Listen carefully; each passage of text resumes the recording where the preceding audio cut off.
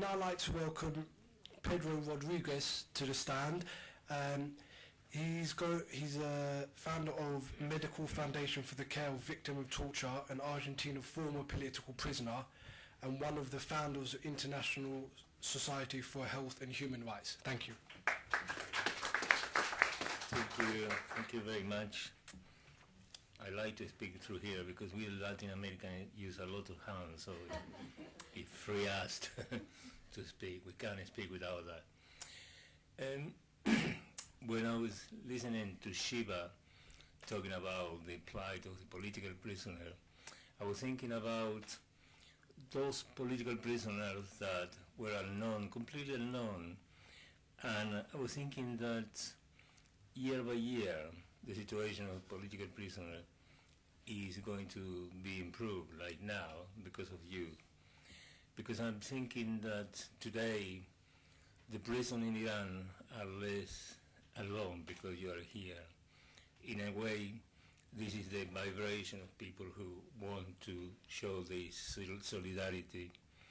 And I was thinking in the prisoner of the Spanish Civil War some 60 years ago, and many people from Spain escaping from the regime of Franco came to Latin America, to Argentina, and we ignored them. We didn't care about them as a political prisoner. And the history repeated itself. Then internally in Latin America, the Paraguayans, they came to Argentina, we ignored them. And the Brazilians in the 60s, they went all over the world, we ignored them, and little by little the international solidarity was taking shape and making people aware of this violation of human rights. And to a certain extent, this is one of the things that worry me more, human rights and the ownership of human rights. And this is very, very frightening because sometimes there are specialized organizations that claim the ownership of human rights when I feel the human right is precisely the right to go in the street of Tehran and express your opinion. But it's precisely the human right of any child in Latin America and Africa and Asia to have a good education, good house, good home.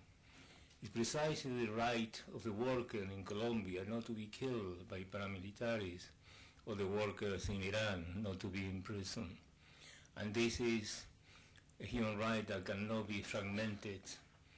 In 1992, I think, in Vienna there was an international conference on human rights. And precisely one of the things that was more important and was pressurized by the third world country delegate was to say that human right is a right that cannot be divided.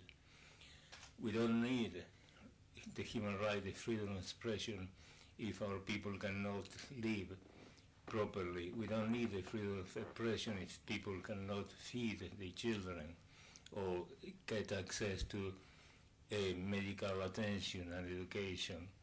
And these are the situation. That's why the majority of the political prisoners all over the world, not just in Iran, are in prison because they are fighting for this right.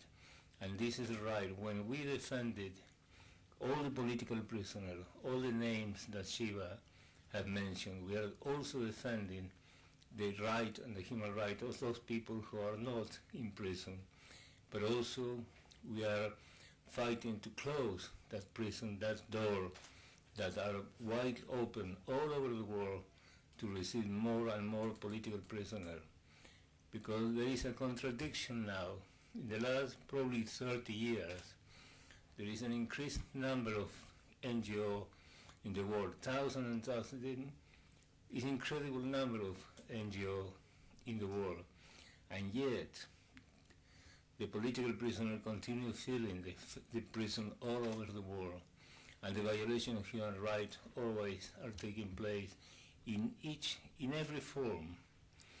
And we have in Europe a very disciplined society in general, that they wive from the campaign against the communism in the 70s, 60s, and switch without any problem against terrorism.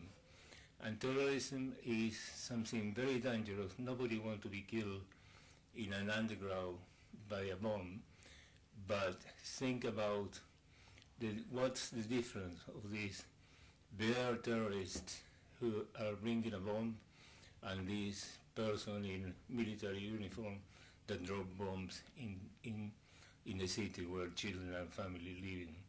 And this is, I'm bringing all these issues because I know that they are controversial, but these are precisely the very concept of human right. Human right is to defend your right, my right, everybody's right, but it's not an individual right, it's a collective right.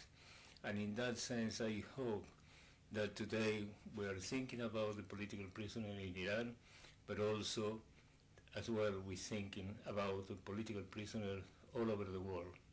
Thank you very much, and good luck to everybody. Thank you for inviting me.